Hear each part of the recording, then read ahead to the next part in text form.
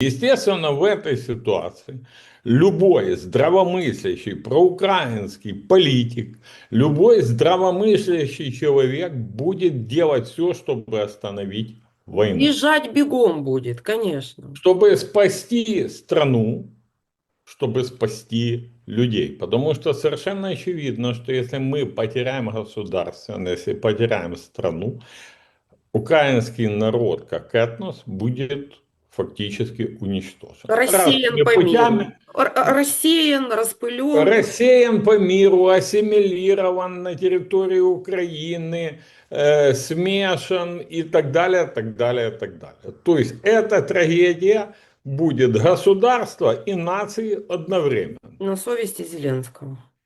На совести, да, на совести Владимира Зеленского и на совести тех людей, которые фактически своими действиями подыгрывают Путину. Путин подыгрывает им.